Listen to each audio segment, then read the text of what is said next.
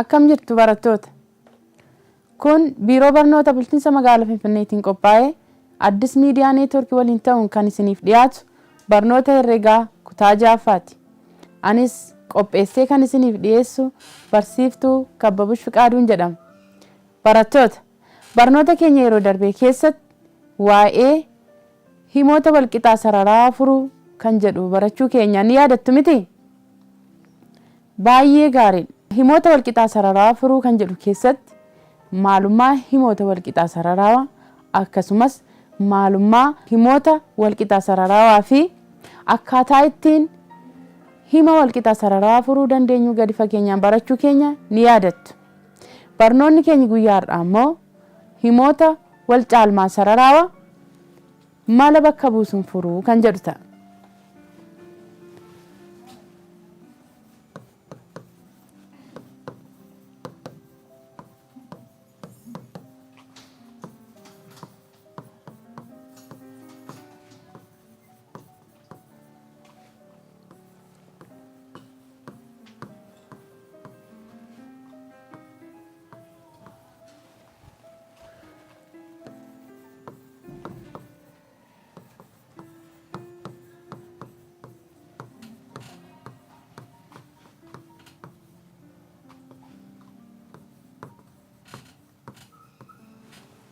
Himoota wal caalmaa sararaa mala bakka buusuun furuu kan jedhu ta'a.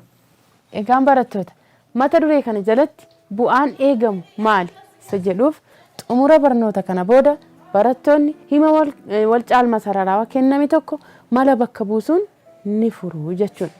Egaan mata duree kana jalatti tokkoffaa maalummaa hima wal caalmaa sararaa ni ilaalla. Kana jechuun hima wal caalmaa sararaa jechuun maal jechuudha? Akkasumas furmaata hima wal caalmaa sararaa jechuun maal jechuudha?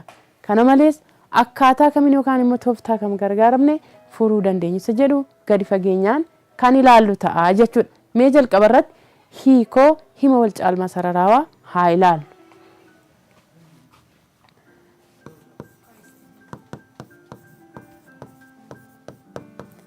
Hiikoon 4.3 akkana jedha. Hima wal caalmaa sararaa jechuun himni herregaa bifa aaxaa ida'uubaa irra guddaa 0 aaxaa ida'uubaa irra xiqqaa 0 aaxaa ida'uubaa irra guddaa yookiin walqixa 0 aaxaa ida'uubaan irra xiqqaa yookiin walqixa 0 akkasumas aaxaa ida'uubaan walqixa miti 0 kan aan immoo walqixa miti 0 itti jijjiirame kan barreeffamu yoo ta'e himoonni kun himoota wal caalmaa sararaa jedhamu jechuudha. Himoota wal caalmaa sararaa jennaan. Fakkeenyaaf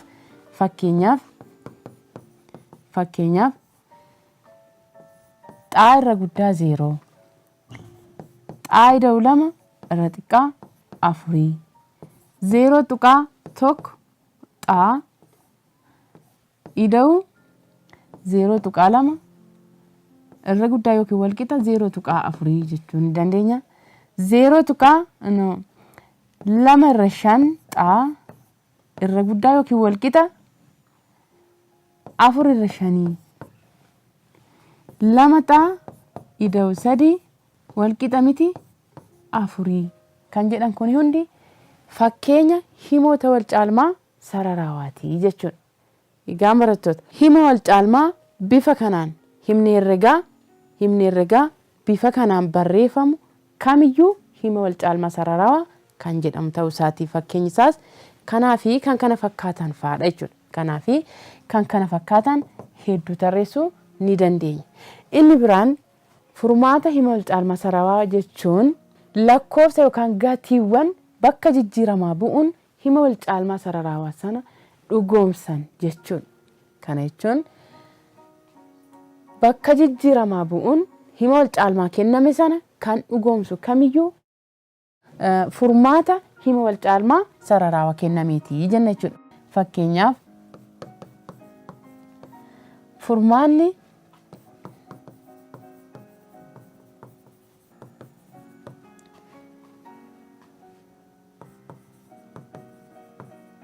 furmaatni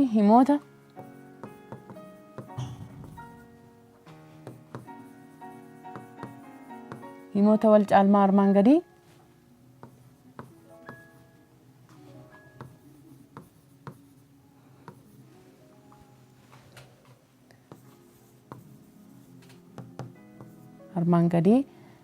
akka kanatti ibsama. Fakkeenyaaf torba xaa'ida'uu irratti torba xaa'ida'uu 8 irra guddaa 22 yoo jenne furmaanni hima kanaa maal ta'a? xaa irra guddaa 2ti. Sababni isaa bakka jijjiiramaa kana galuun hima kana dhugoomsuu kan danda'u irra guddaa xaa kan ta'an yoo ta'edha. Gaan as keessatti mandheen keenya lakkoofsa hundaa yoo ta'e jennee afran. Mandheen lakkoofsa hundaa yoo ta'e.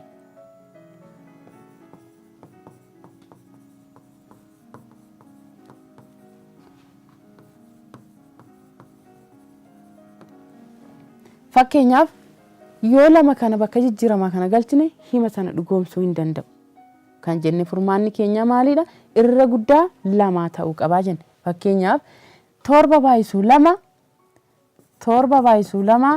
ida'uu 8 irra guddaa 22 yoo jenne himichi ni dhugoomaa?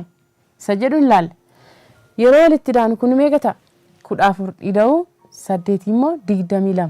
22 irra guddaa 22 ta'uu hin danda'u. Kanaafuu himichi kan dhugoomu yoo irra guddaa 2 ta'e qofadha jechuudha. Baarratti xaa hir'isuu 2 irra xiqqaa yookiin wal qixa 3 kan jedhuuf tuutni furmaanni isaa xaa irra xiqqaa yookiin wal qixa 5 kan jedhu ta'a jechuudha. Xaa irra xiqqaa yookiin wal qixa 5ti jechuudha. Caarratti 2 xaa hir'isuu 2 wal qixa miti 0 kan jedhuuf xaa wal qixa miti tokkotu furmaatadha jechuudha. Egaan furmaata hima wal caalmaa sararaa jechuun bakka jijjiiramaa bu'uun hima kenname sana kan dhugoomsu yookaan immoo dhugaa kan taasisudha jechuudha. Egaan mee mandhee jechuun immoo maal jechuudha? Isa jedhaa ilaalu hubadhaa.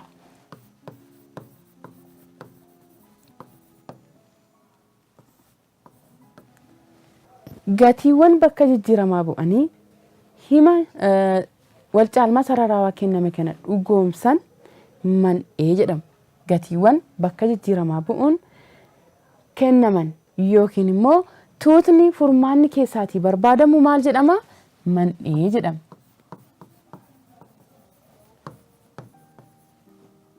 Mandhee jedhama. Egaan fakkeenyaaf tuuta lakkoofsota hundaa, tuuta lakkoofsota lakkaawwii, lakkoofsota hundaa hanga 5tti jiran, lakkoofsota hundaa hamma 10 jiran kan jennuun kun maalidha jechuudha? Fakkeenyota mandheetii jechuudha. Fakkeenyota mandheeti. Tuuta lakkoofsota hundaa jechuu dandeenya.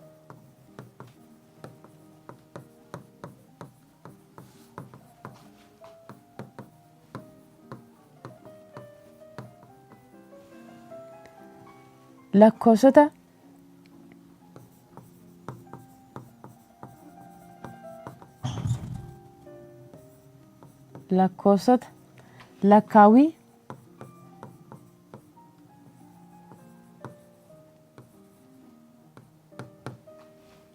lakkaawwii hanga 5tti jiran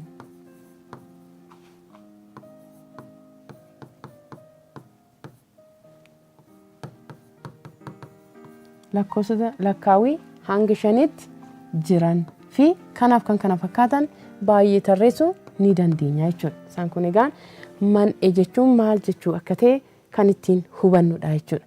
Inni biraan himni wal caalmaa sararaa waan kenname kun kenname tokko mandhee irratti hundaa'uun furmaata qabaachuu fi dhiisuu ni danda'a. Himni wal caalmaa sararaa kenname tokko mandhee kenname irratti hundaa'uun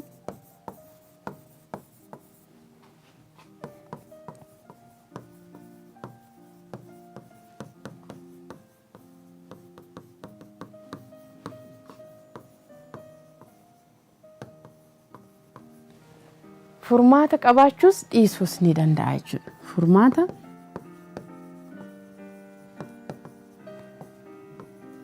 qabaachuu ni danda'a. Qabaachuu dhiisuus ni danda'a jechuudha. Qabaachuu dhiisuu ni danda'a. Furmaata ni qaba yoo ta'e immoo furmaata gosa lama qaba. Innis tokko qofa qaba. Yookiin ammoo tokko ol yookiin baay'ee qaba jechuudha. Furmaata baay'ee ni qabaata jechuudha. Fakkeenyaaf mandheen kenname lakkoofsa hundaa yoo ta'e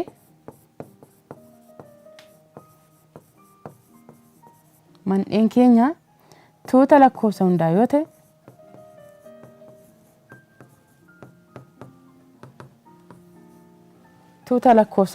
ta'e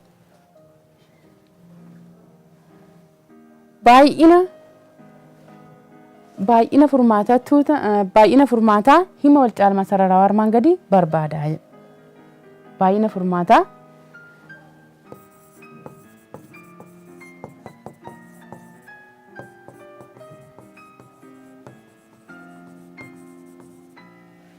himoota wal caalmaa armaan gadii barbaada.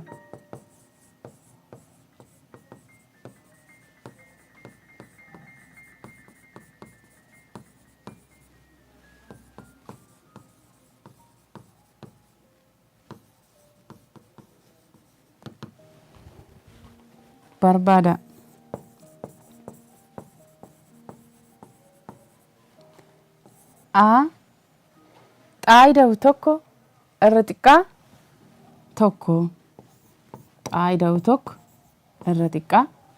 tokko.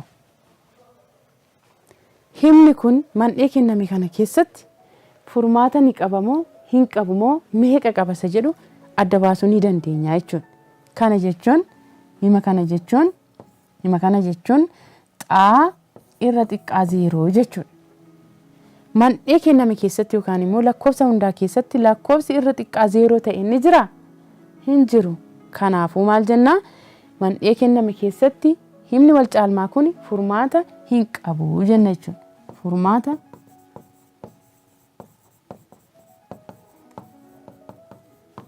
hin qabu. Lammaffaa irratti xaa irra xiqqaa yookiin walqixa 0. Xaa irra xiqqaa yookiin walqixa 0 kan jedhu kun furmaata meeqa qaba? Isa jedhuuf inni kun immoo furmaata tokko qaba jechuudha. Furmaata tokko qofa qaba.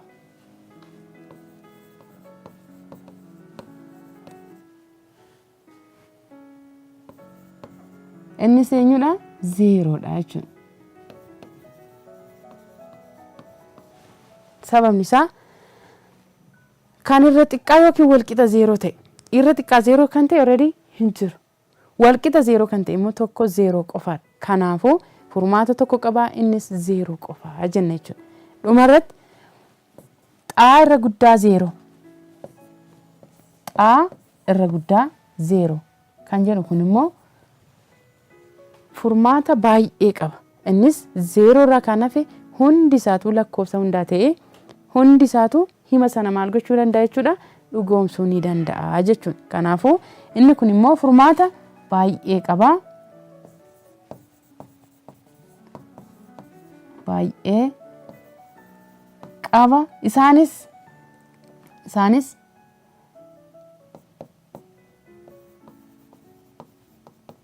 Isaanis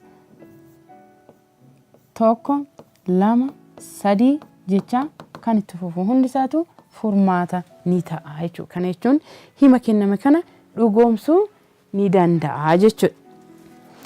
Baay'ee gaarii. Egaan barattoota furmaata hima wal caalmaa kenname kana sarara lakkoofsaa irratti mul'isuun ni danda'ama.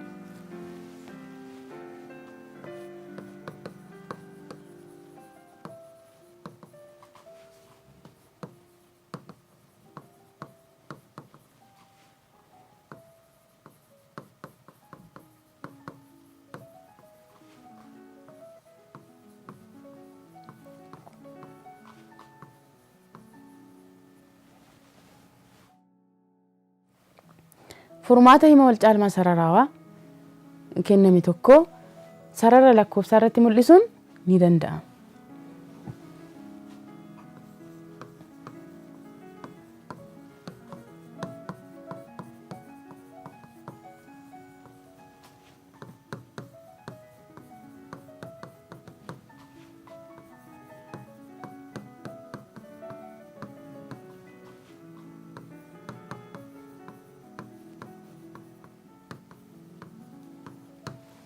Fakkeenyaaf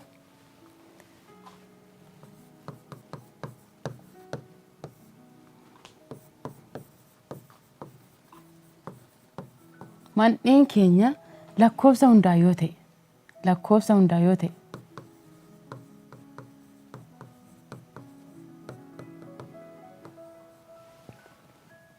furmaata himoota wal caalmaa armaan gadii sarara lakkoofsaa irratti mul'isa. Furmaata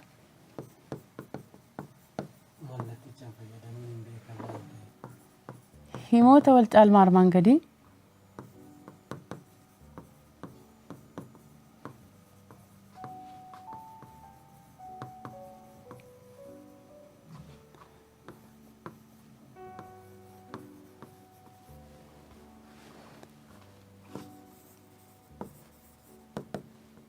sarara lakkoofsaa irratti mul'isa.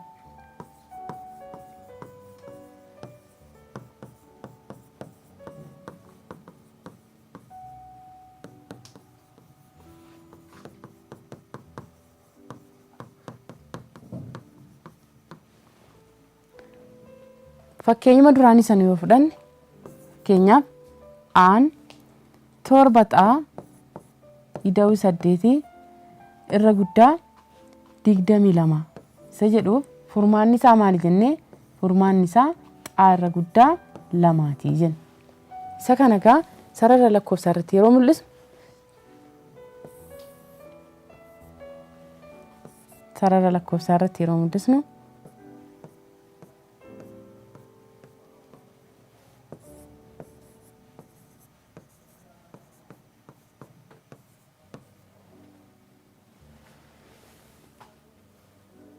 furmaata kana sarara lakkoofsaa irratti yeroo mul'isnu mallattoo as jiru kana adda baafachuun nurra jiraata. Kunis fakkeenyaaf asitti furmaati sun maal jedha? Irra guddaa 2 jedha. Xaan irra guddaa 2ti malee 2 hin dabalatu agarsiisa jechuudha. Sababni isaa yookiin wal qixaan qabu waan ta'eef. Kanaafuu maal goona? 2 irratti geengoo ta'e mul'isna. Kana jechuun maal jechuudha? 2 furmaata akka inni hin taane kan inni adda baasudha jechuudha. 2 hin dabalatu garuu 2tii ol kan jiru hundinuu maal ta'uu danda'a? Furmaata ta'uu ni danda'a. Isa jedhu nutti agarsiisa jechuudha. Akkaataa kanaan egaa sarara lakkoofsaa irratti mul'isuu ni dandeenya. Inni lammaffaan xaa hir'isuu 2 irra xiqqaa yookiin wal qixa 3 kan jedhu. Irra xiqqaa yookiin wal qixa 3tiif ammoo furmaanni isaa maal ta'a? Xaan irra xiqqaa yookiin wal qixa 5ti jenneera. Isa kana sarara lakkoofsaa irratti yeroo mul'isnu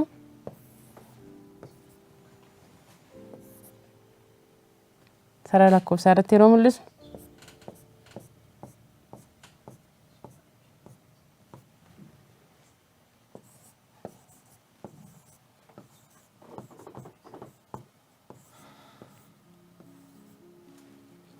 kana jedhee itti fufaa. Gaan sarartuu yookaan safartuu waan hin gargaaramneef tarii garaagarummaan kun jiraachuu ni danda'a. Isin sirreessitanii sarartuutti gargaaramtanii adda baastanii barreessitu. Egaan maal jedha? Furmaanni keenya irra xiqqaa yookiin wal qixa 5ti jedha. Kana jechuun 5 hin dabalataa 5 irra xiqqaa yookaan immoo 5 irra gadi kan ta'an hunda ni dabalataa jechuudha. Kanaafuu 5 irra dhufnaa 5 kun 0 ishee asitti maal ni taati? Hin dibamti. Kuni maal mul'isa? 5 furmaata ta'uusaa kan agarsiisudha jechuudha. Hangamitti deema? Amma 0tti deema. Maaliif ammasitti deema? Manneen keenya tuuta lakkoofsa hundaati jennee adda baasneerra waan ta'eef. Kanaafuu 5 fi 5 gadi hundinuu furmaata hima wal caalmaa kanaa ta'a jenna jechuudha. Inni sadaffaan lama xaa hir'isuu lama wal qixa miti 0 kan jedhuuf furmaanni isaa maali jenneerraa xaan wal qixa miti tokko kan ta'u wal qixa miti tokko ni jedhu furmaata kanaati jenneerra. Isa kanas sarara lakkoofsaa irratti yeroo mul'isnu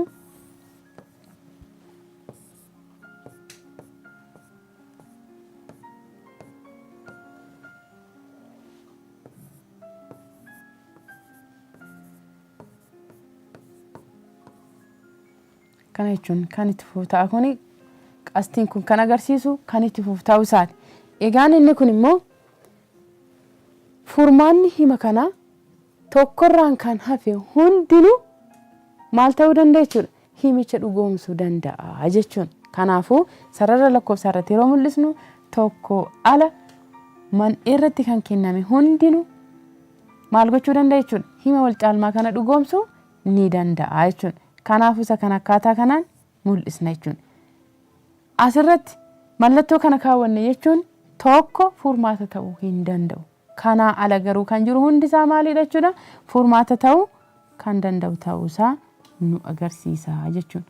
Akkaataa kanaan egaa furmaata himoota wal caalmaa sararaa kenname tokko sarara lakkoofsaa irratti mul'isuun ni dandeenya jechuudha. Bifa kanaan furmaata hima wal caalmaa sararaa kenname tokko sarara lakkoofsaa irratti mul'isuu ni dandeenya jechuudha. Inni biraan mata dureen keenya inni biraan tooftaalee yookaan maloota ittiin hima wal caalmaa sararaa kana furru ta'a jechuudha.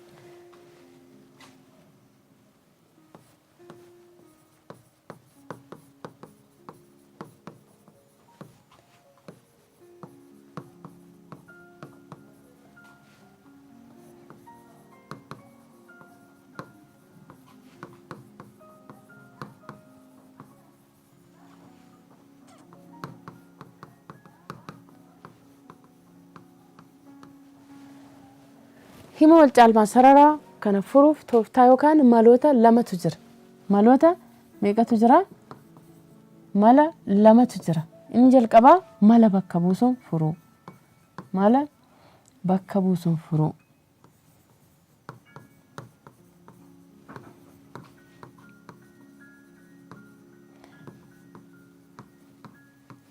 Inni lammaffaan immoo mala tarkaanfiin furuu kan jedhu ta'a jechuudha.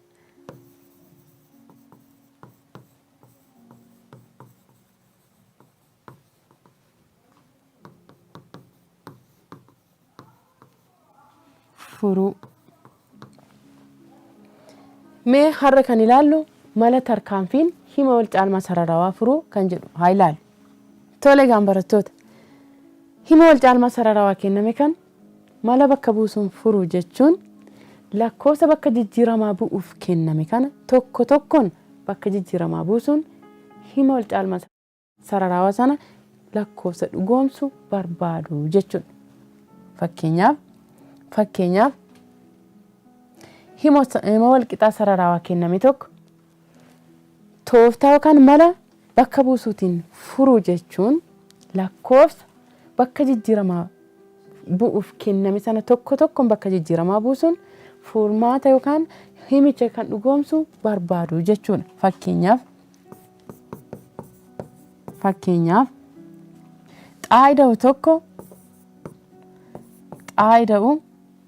tokko irra xiqqaa yookiin wal qixa 3 baarratti ammoo 2 xaa irra guddaa 10. Kanaaf fudhannu himoota wal caalmaa armaan gadii lakkoofsota hundaa amma 5tti jiran bakka jijjiiramaa buusuun lakkoofsa himicha dhugoomsu barbaada. Lakkoofsota hundaa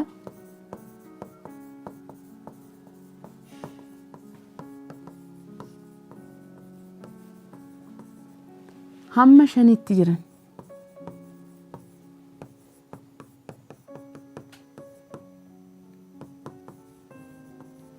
lakkoofsota hundaa hamma 5tti jiran kana bakka jijjiiramaa buusuun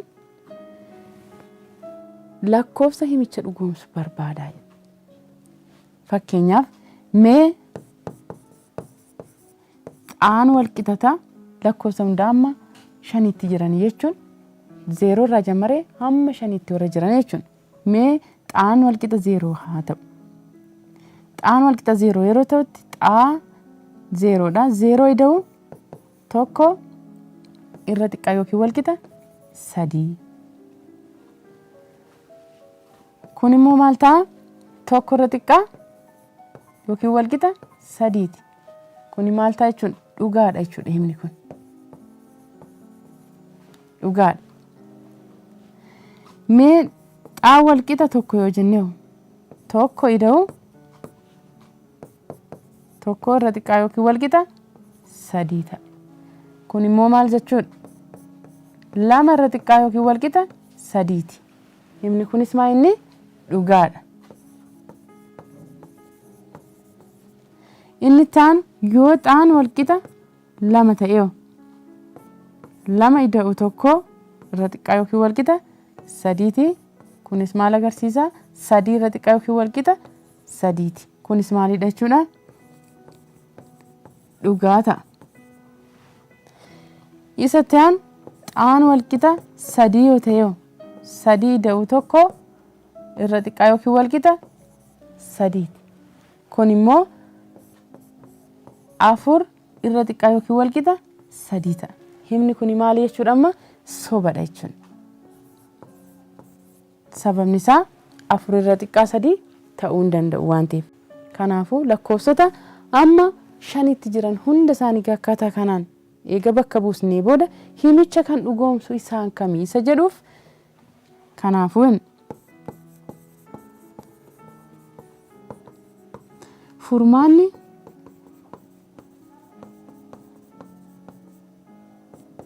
hima wal caalmaa xaa ida'u tokko irra xiqqaa yookiin wal qixa 3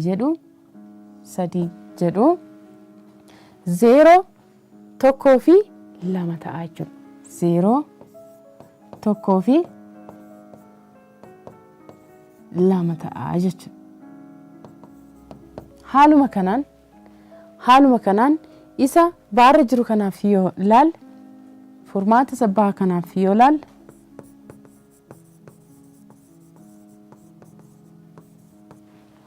baatiif manneen keenyi isuma kana lakkoofsota hundaa hanga meeqaatti jiranii? Hanga 5tti jiranii jenneera. Hanga 5tti jiran. Kanaafuu mee hima wal qixaa wal caalmaa 2 xaa irra guddaa 10 jedhuuf mee xaa wal qixa 0 haa fudhannu. Xaa wal qixa 0. Xaa baay'isuu 0 irra guddaa 10. Kun immoo maal ta'a? 0 irra guddaa 10 kan jedhu ta'a. 0 irra guddaa 10. Kun immoo maal ta'a jechuudha? Soba ta'a. 0 irra guddaa 10 ta'uu hin danda'u waan ta'eef. Akkasumas yoo xaan tokko ta'ee 2 baay'isuu tokko irra guddaa 10. Kunis maal agarsiisa? 2 irra guddaa 10 jedha. 2 irra guddaa 10. Himni kunis soba. Himni kunis sobadha jechuudha. Haaluma sanaan xaan wal qixa 2 yoo ta'es 2 baay'isuu 2 irra guddaa 10. Kana jechuun ammoo 4 irra guddaa 10ti. Kunillee soba. Yoo xaan 3 ta'e xaan 3 yoo ta'e 2 baay'isuu 3 irra guddaa 10. Kun immoo 6 irra guddaa 10. Kanaafuu kunis maalidha? Sobadha. Yoo xaan wal qixa 4 ta'e 2 baay'isuu 4 irra guddaa 10ti. Kunis maal agarsiisa? 8 irra guddaa 10. Kunillee maalinni? Soba. Dhumarratti xaan wal qixa 5 yoo ta'e 2 baay'isuu 5 irra guddaa 10. Kunis maal ta'a? 10 irra guddaa 10ti jedha. Himni kunillee maalidha? Sobadha jechuudha. Isinii galee barattoota. Mandhee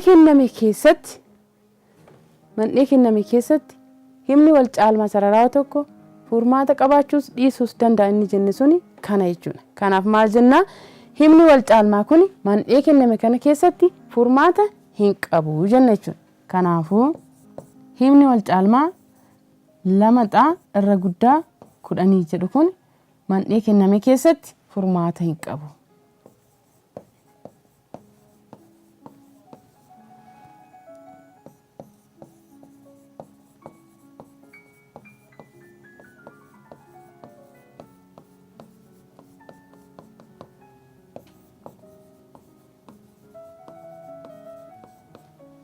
hin qabu jenna jechuudha.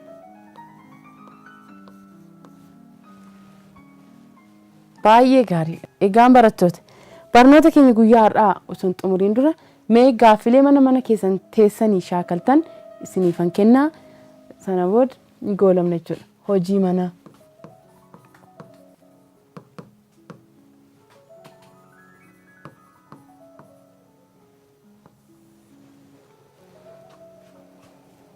Himoota wal caalmaa sararawaa armaan gadii lakkoofsota hundaa hamma 10tti jiran gargaaramuun mala bakka buusuun furaa.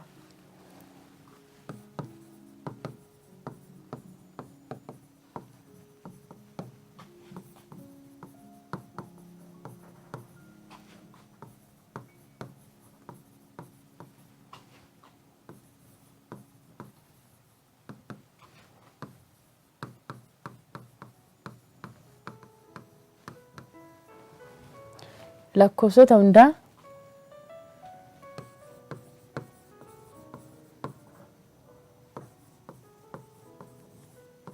hanga 10tti jiran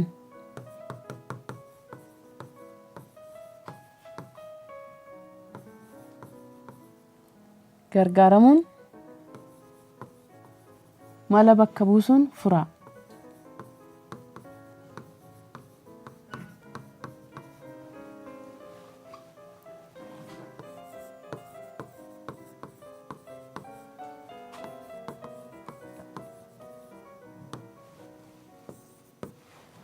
A xaayidoo sadii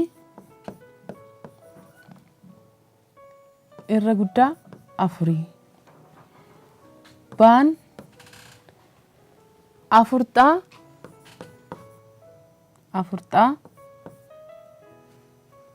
irra xiqqaa 48. Egaan barattoota barnoonni keenya guyyaa har'aa waa'ee himoota wal caalmaa sararawaa mala bakka buusuun furuu kan jedhu yoo ta'u himoota wal caalmaa sararawaa mala bakka buusuun furuu jechuun egaa lakkoofsa bakka jijjiiramaa bu'uuf kennaman tokko tokkoon bakka jijjiiramaa buusuun lakkoofsa himicha dhugoomsu barbaadu jechuudha. Egaan mandhee kenname irratti hundaa'uun himni wal caalmaa sararawaan kenname tokko immoo furmaata qabaachuus dhiisuus akka ni danda'ullee ilaalleera. Furmaata yoo qabaate immoo yookaan tokko qofa qabaa yookiin ammoo baay'ee qabaachuu akka danda'ullee baranneerra jechuudha. Egaan barattoota barnoonni keenya kan guyyaa har'aa kan hangamaa ture mata duree biraan hanga walitti deebinutti nagaan tura.